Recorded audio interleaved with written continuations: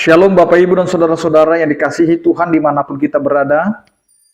Dalam mengawali setiap aktivitas, pekerjaan, dan juga aktivitas kita, marilah kita mempersiapkan hati pikiran kita untuk mendengarkan firman Tuhan sebagai dasar kita menjalani kehidupan kita. Karena itu marilah kita bersatu di dalam doa. Kasih karunia dan damai sejahtera dari Allah Bapa kita dan dari anaknya Tuhan Yesus Kristus menyertai kamu sekalian. Amin. Bapak, Ibu, dan Saudara-saudara, firman Tuhan yang menyapa kita dalam melanjutkan aktivitas dan kehidupan kita, tertulis dalam Kisah Para Rasul, pasal 17 ayat 30, demikianlah dikatakan.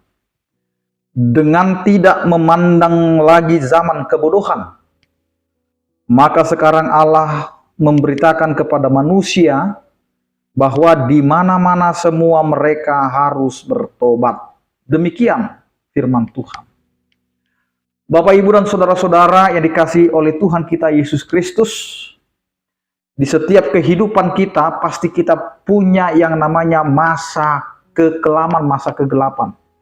Masa kegelapan itulah yang disebut dengan bagaimana manusia tidak mengenal Allah secara sempurna. Tidak mengenal Allah di dalam pribadi Yesus Kristus. Tidak pernah mendengar siapa itu Yesus.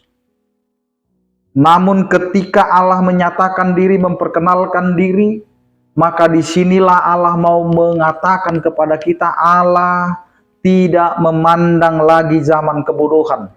Zaman kebodohan yang dimaksud adalah zaman di mana kita tidak mengenal Tuhan.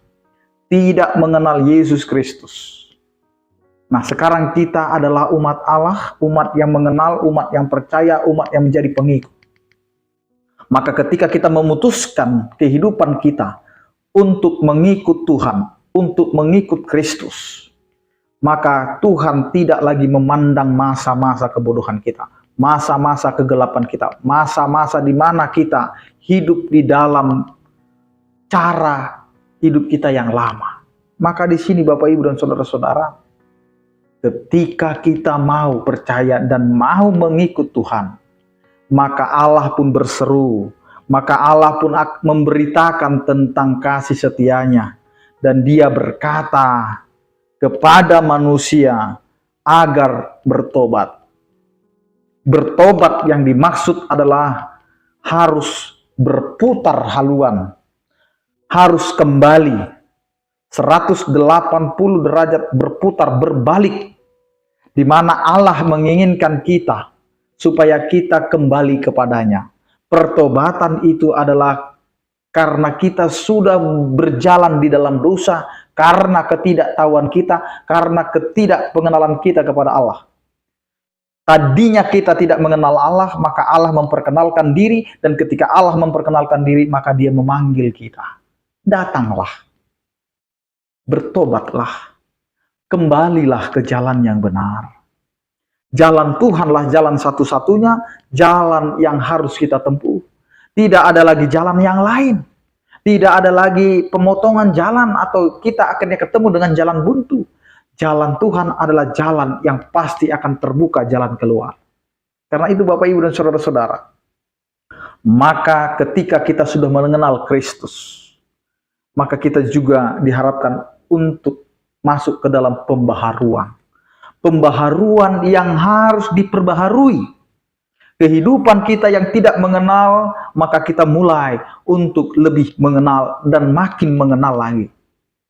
Dengan pengenalan itu, maka kita akan menyadari siapa kita. Maka terjadilah suatu pertobatan. Terjadilah suatu perubahan. Terjadilah suatu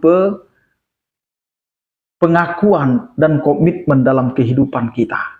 Kita mengakui semua kesalahan kita dan kita berkomitmen untuk kembali kepada Sang Pemilik kehidupan kita, kembali kepada jalannya.